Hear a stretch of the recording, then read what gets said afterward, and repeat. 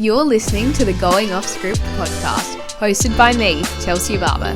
Each week, I'll be hanging out with a new guest and chatting about a range of topics, and going off on a few tangents along the way. This is Going Off Script. Welcome back to another episode of Going Off Script. I'm your host, Chelsea Barber, and joining me on the show today is Kate Wright, aka Katie Wright Dynamite. G'day. Welcome to the show. Thank you. Now, summing you up is difficult, so I used your Instagram bio to help me. I can't even remember what's up there. Here's some of it. Co-hosts a radio show, 6 till 9 a.m, Check. 5 days a week. It's true. Played Mimi on ABC's Hoopla Doopla. Check. It's true. Circus performer. Check. It's true. Mum of two. Do I have this on my Instagram? Not all of it. I don't think so. It's true though.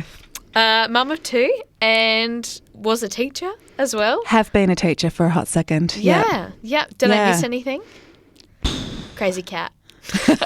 Check. It's all true. So Katie has lots of experience in lots of areas, so I thought she'd be really fun to have on the show today. But before we jump into it, we should do our behind the mic questions so I can get to know you a bit better and so can the guests. Okay, babe. Let's do it. Before we jump into them, I might give them a bit of background. So we met because you came across my podcast first? Is that how I ended up coming on your Brekkie show? Maybe. Somehow. Yeah. I don't know. I reckon. But I think because of Juggle House as well. You're in my psyche, my algorithm. Yeah. You're like, I see this girl. Yeah. What's she doing? Absolutely. Yeah. It was too much. It was sort of podcasty stuff. It was Kelly. Yeah. So I came on the Brekkie show last year at some point and had a bit of a yap, and then I came on again, and then we've recorded some stuff together. It's fun. But you haven't actually been on the show yet. No, too true. How rude of me. Right. You've had me on yours. So true, babe. So true. All yeah, right. you pinned me down. Finally. I know. I'm going to fire some questions at you. Woof. I know. Okay, straight into it. Deep stuff. Let's go. What's the best advice you've ever received? Oh, my gosh. I'm going to sound like such a nana. I sound like such a nana, but my midwife, who I love dearly and will always love, got two incredible midwives, had home births. Oh, wow. Well, one actually at the Mount Barker Hospital and the other one at home, but with home birth midwives. So they're there before you, for the pregnancy. So before, during, and then post birth. So you develop this really incredible friendship because they have that consistency of care. And she said to me, I think it was shortly after my first one was born, and things felt sort of huge and crazy. And I think in my relationship at the time, which I'm still with, the baby daddy, but there was just a lot. And now he's American, he's from New York, so I can use the term baby daddy, right? Like gives me a free hall pass for that. It just all felt little cray-cray, and it's a bit of an emotional roller coaster, of course, having a baby and your hormones and everything's going nuts. She just said to me, this is like, if you think of your life as one big timeline, this is this tiny little bit of it. And I know that's just such an old nana thing to say, but it really stuck with me. She's like, it's just a small bit, maybe it'll last for 2 years. It didn't, but it's still a small bit. And as life goes on, it's going to feel so much smaller. And that was really helpful at the time. I love that. I've heard that said a few times, but I haven't taken it on too well yet. I should. Yeah. Because it's so true. If you're caught up in something, especially if it's, something really stressful, that's like all you think about. It's like, oh my goodness. And it's like, oh, hang on a minute. This isn't the be all and end all. Right. It's all right. Right. It's going to pass. Yeah.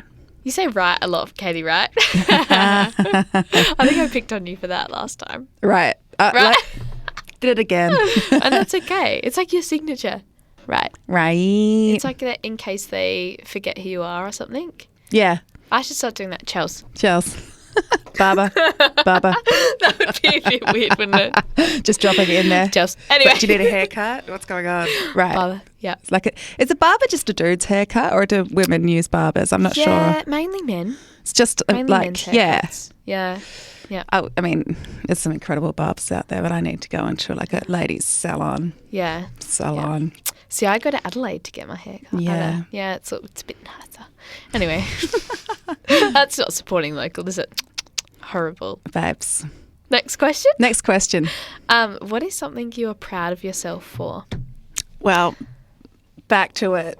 The birth of my children. It's the birth of my children. Yeah. You know, I had these 2 incredible births, both water births. Really? Yeah. That scares me. Yeah. Was that not freaky? Well,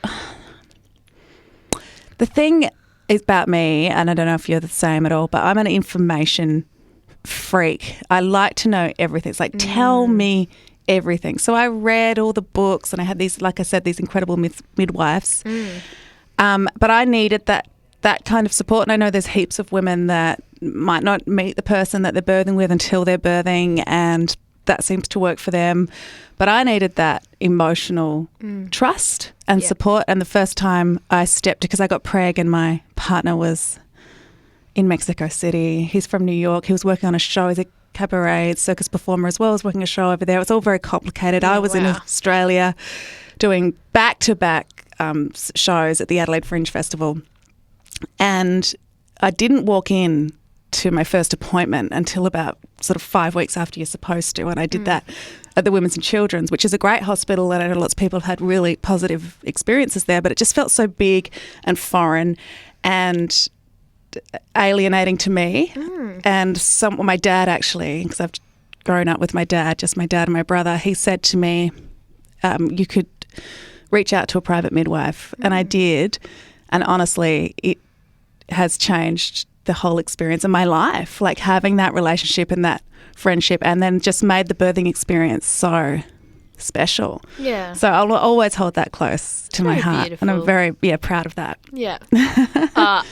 Look, that's something that I'll do in the future one day, but I'm still, like, I'm 23 already, and I'm like, oh, I don't want that yet. Not yet. Look. That's scary. That's scary. I want kids one day, but it sounds terrifying. Oh, babe, I think everyone's scared of it. Yeah. And that's the thing. And I think the whole world kind of talks about it in such a scary way too. It has all of that. And I think we've got a long way to go to empower women in that space as a society and as a medical system, you know, for choice and for celebration of birth. Yeah. Sort of it's a huge thing. Yeah, because before I gave birth too, all I heard was the horror stories. Yeah. You know, which is good because we need to talk about those and work out how to sort of celebrate those as well. But everyone goes, oh, it's horrible, it really hurts, it's the most horrific thing. It doesn't have to be. There's lots of positive birth stories as well. And it's good to get your head around those and to be sharing those. And birth choice is a huge thing, you know, like how are you going to do it and finding your power in that space. Yeah. I love that. I'm going to have to re-listen to this a few years down the track when I'm ready for that time of my life and go, oh, yeah, very insightful. Yeah, I'm so into birth. Yeah.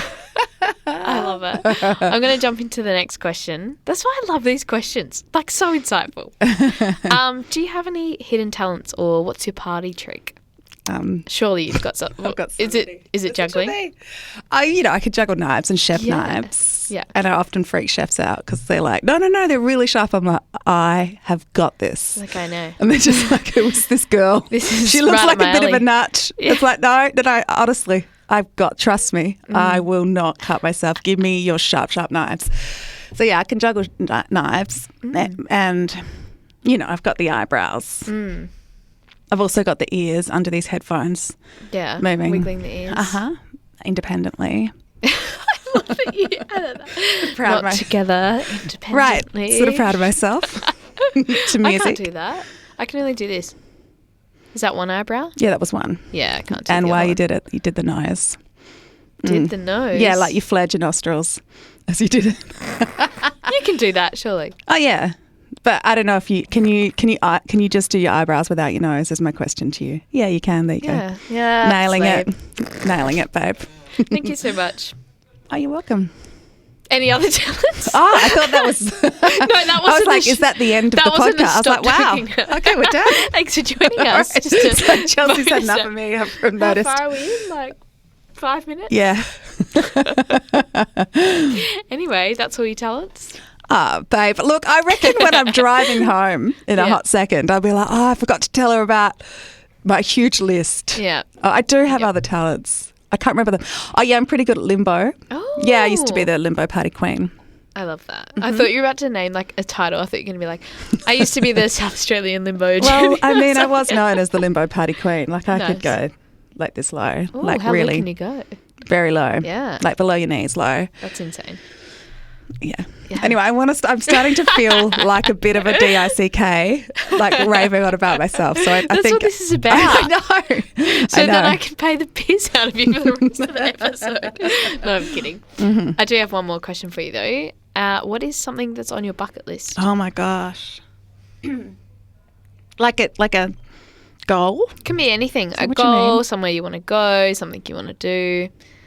Like something on my bucket list is go to Japan. Go to London, like travel. Yeah. Very basic one, but. Yeah. Well, I'm only 2 years into radio, like 2 years fresh, and I want to keep working in radio. Yeah. Love it. Yeah. I want to keep working and maybe work at some other stations. Yep. And explore that. Nice. Yeah, that's on my bucket list. That's a pretty hard thing to do, I feel. Yeah. In this day and age, unfortunately. In this current climate.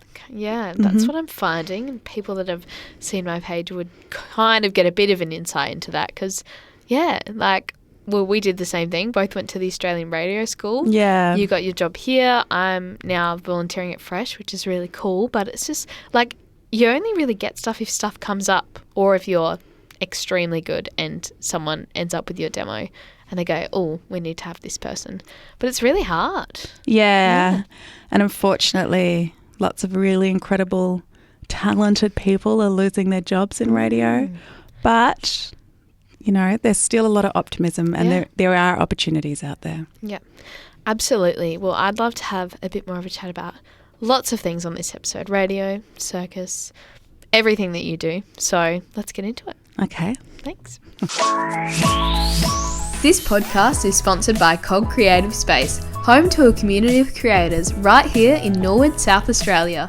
Cog is the perfect destination for your next creative project, with a daylight studio, pro studio with cyclorama, and breakout spaces available. This space has all you need to let your creativity run wild. With a focus on community and collaboration, Cog is home to a number of resident photographers and videographers.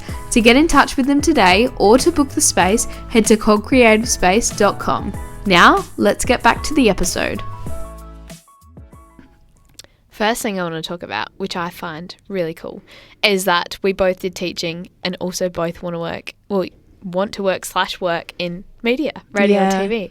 So how did that happen for you? Did you go into teaching straight after school? Did you do your circus performing first? Like what was kind of the timeline to end up where you are now? Yeah, so I did a Bachelor of Contemporary Arts with a double major in dance and drama. The drama part really shines through. The thespian.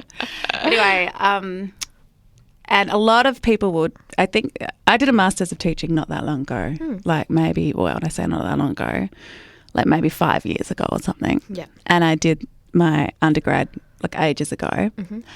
And a lot of people who were doing the arts degree were doing, like, I think the Masters of Teaching used to be called the DipEd, Diploma of Education, I think. I don't know. Yeah. So they were going straight on to do that. Yeah.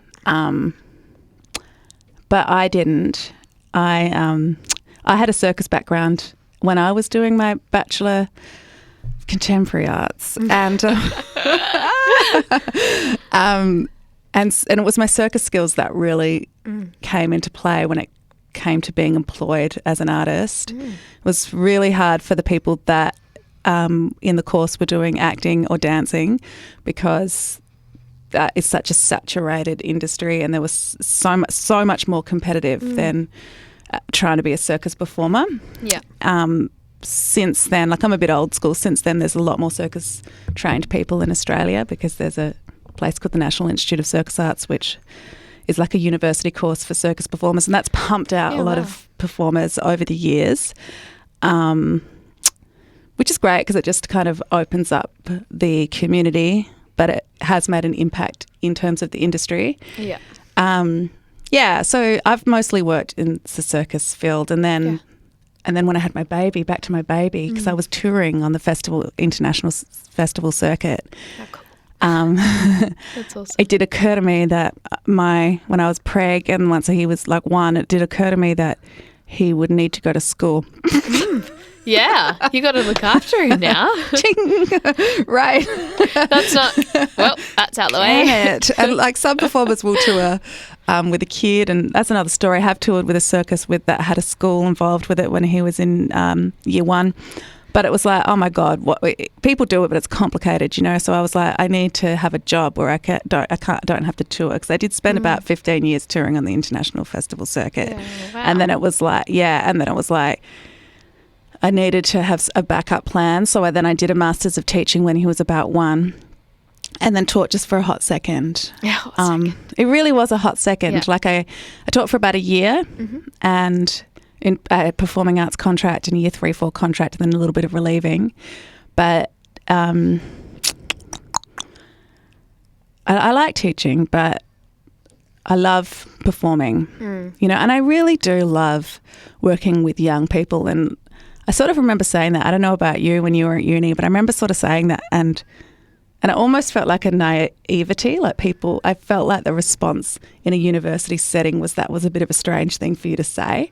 But it was that coming from that real simple space. Like, I like to hang out with young people because I just find them fun and open and interesting and having a different perspective of life. Yeah. What about you? That's interesting that's why you like teaching, because I just... And if people have been listening, they would know. I just went from school, was good at school. Since year 4, thought I would be a teacher and go to uni. Really? Then didn't really think about it. Then I was going to be a music teacher. Then, I don't know I think I've told you this. In school, we had a careers day and someone came from radio. I don't know if they were from here. And they talked me out of it a bit. They said, it's really hard to get into and you can study if you want, but it costs a bit of money. So, yeah. And I went, okay, because I was in year 11 and I had to, be picking my subjects. And I went, okay, well then that can be a goal for later and I'll just stick with the teaching. So that's what I did. And then I got to 3rd year of uni and went, hang on, wait a minute. I've just kind of stuck with it. And I'm like, I never actually went after the radio or TV or anything like that. So, yeah, I kind of went into teaching, I guess, because I liked the experience of school. And I also did used to teach dance, and, that was fun, teaching young people and that sort of thing. But, yeah, now, academic teaching, is that a word? I don't know. Yeah. For someone who has a degree in physics, that didn't sound very clever. Anyway, but I'm like, I prefer... You mean like literacy and numeracy and science and teaching all that sort of stuff? Yeah, whereas dance, being creative, people want to be there. Whereas school, so many of the kids don't want to be there, and I can get it. They don't want to go into a job that needs, geography or whatever. I get it, but I also feel like school is super, super important. Even my brother, who was someone whose school was not for him, he still finished year 12 while working at the same time. I think that's super important because it opens up heaps of opportunities. But, yeah, now that I'm in it, it's kind of actually given me more of an insight into the kids who, struggle and it's not for them because uni wasn't for me. And I'm like, interesting. But that's good. Insight. That is good to have that empathy, isn't it? And that lived knowledge to apply for sure. Absolutely. Yeah, there's definitely things about teaching I love. Yeah. And, I'm sure I'll do pockets of it throughout my life. Get some pockets of it. Right. And it's super handy. Yeah. That's if the whole world falls apart, usually schools stay open and we can teach, like during COVID in South Australia. Well, that's what I've thought. Coming back to the kids thing, it's been a very kids-themed episode, but one day when I am a mum, it's going to be perfect. I can relief teach a couple days, get mum to look after the kids for a bit or something and still be working and not home all the time. I did want to ask you about something else, switching gears a bit here. So, obviously, exceptional circus skills. About that, and you're also a TV star. How did those things I don't know about that either. How did those things kind of come together? Those two things marry to each other very well. Like, the only reason I got the role, really, I am actors trained, but they had a call out for a female Australian juggler who could act. So it's perfect. That was perfect for me. Yeah. And they'd actually gone for Hoopla Doopla on ABC for Kids, but they'd actually gone through a few rounds of auditions and not found that person. And I didn't hear about the auditions until later. So it didn't come into my my inbox until a little later. Yeah. So I was just sort of a little while into the search. So someone sent it to Someone you? forwarded it to me out? from Circus Oz, actually. Thought, okay, Katie might be good for this. And I was doing street theatre and festivals at the time. And, when I went along to it, I think I was just the right person for them. The right fit. Yeah. Now, Hoopla Doopla is just younger than my age bracket, potentially. Yeah, it probably is. Like, it's been on telly for about 10 years. But then when it was released, it would have been hitting the 3 and 4 year olds 10 years ago. Well, yes, I am older than 13, so only a decade older. But right, still. and then you're not a mum, so you've missed it. So exactly, it's like... I'm the in-between. And I remember Kelly explaining it to me, so from Juggle House, and she goes, oh, and she plays, and I'm like, great. And then I started following you on Instagram. Yeah. What? Instagram. And it's, oh, yeah, did you know I played Mimi from Hoopla Doopla? And I'm like, no, because I don't know what Hoopla Doopla is. Yeah. But it looks cool. And then I've seen your TikTok. The amount of people just a bit younger than me, or, the mums that are a bit older than me that comment and go, oh my gosh, you're on TikTok. You're amazing. I watch you on my TV. What does that feel like, having comments like that? Like, it's you're really famous. Sweet. Basically. It's actually really sweet. I didn't I started going on social medias to try. Like, I was never. Who are you? Oh, no. Social medias. Not that long ago, actually, and started to actively engage, with the platforms. And it was really just to try to raise my profile, to keep working in this space. Yeah. Because I was never really interested in social media, at all. Yeah. At all. Yeah. And I didn't feel at all inspired to. Yeah, right. And then I remember catching up with an influencer friend of mine, actually, Jenna with the pink. So some people might know. Yeah. Well, just because lots of people might know who she is. Yeah. And she looked at me and she goes, "Katie, are you on this kids' TV show?" I went, "Yeah." And she and you're not thinking of making content about that? Yeah. I know it seems like so obvious, but I just sort of didn't think in that way. I was thinking in different ways. And she's like, that will connect and engage people. I was like, okay. Yeah. And so then and there started that journey. It's such a weird time we live in now, isn't it? Because everyone's just on their phones for everything. So you can make content about everything. That's why I always just post about what I'm doing, which is super random, looks different all the time, but people go, oh, this is interesting. I'm like, oh, I don't know if it is, but I mean, I kind of make it to look back on one day. I think it's quite Well, you're really cool. good at this sort of stuff. I don't know. Chels.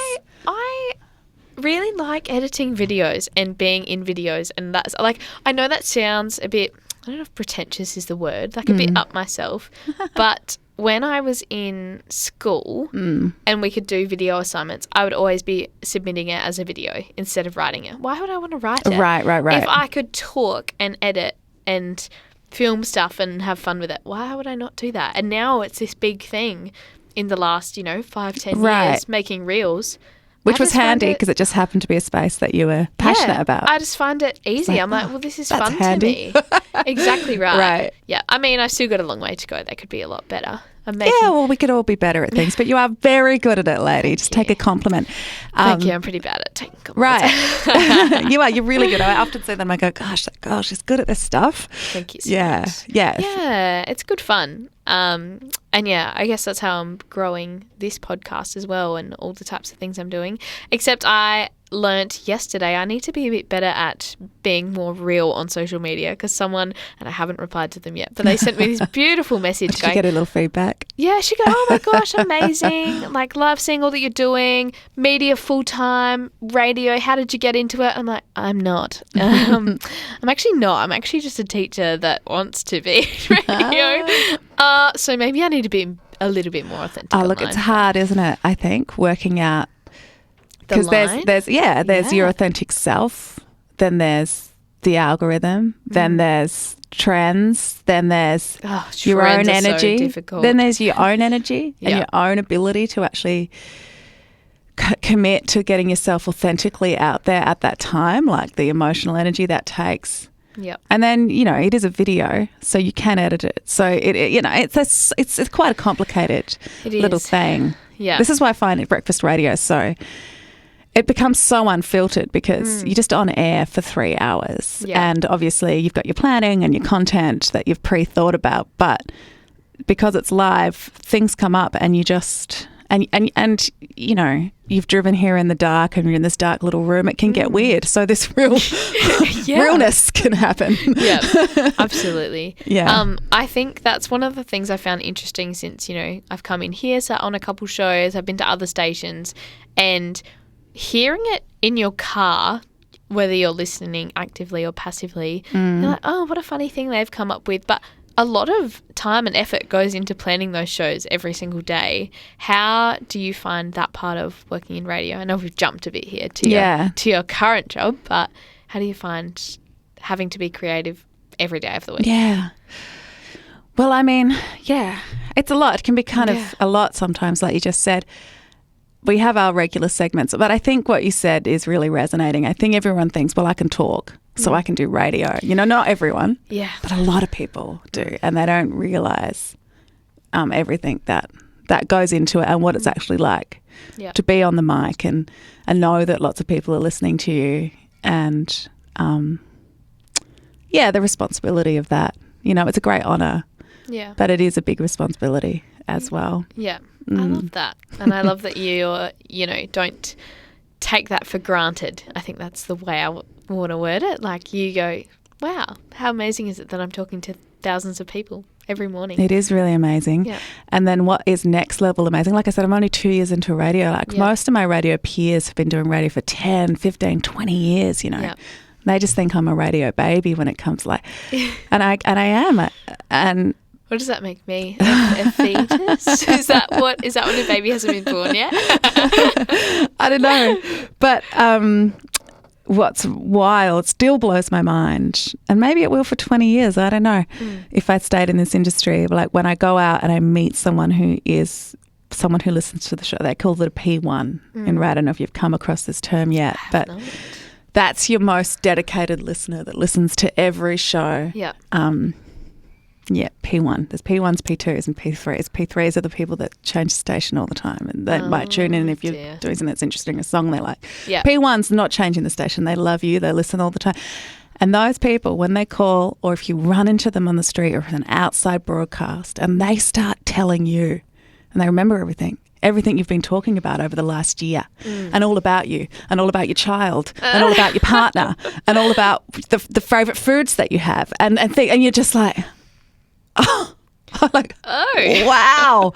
It's amazing. Yeah. It's just amazing. It's just like you are an instant friend. You know everything about me. Yeah. Right? It's amazing. What a crazy experience. It's crazy. I obviously haven't worked in radio yet, so I haven't quite had that. But even just from this podcast, or before I rebranded, but either way, I've had people come up to me at my markets for my business and go, oh, hi, you're Chelsea. I'm like, yeah, that's me. I'm thinking maybe they've seen my business.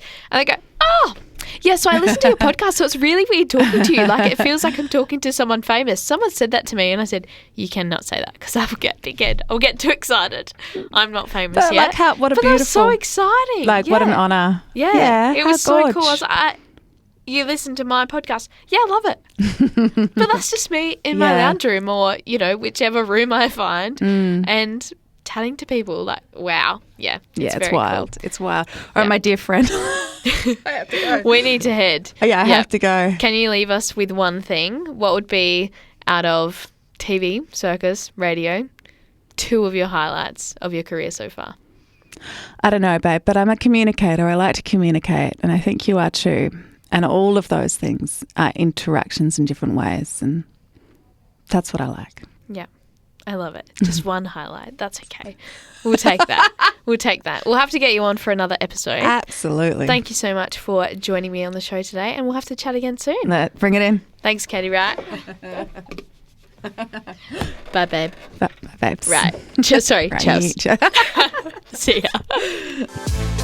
Thank you for listening to Going Off Script. Tune in next week for another episode and follow us on socials at Going Off Script with 2 T's on Instagram and TikTok, and Chels Barber on YouTube for weekly episodes.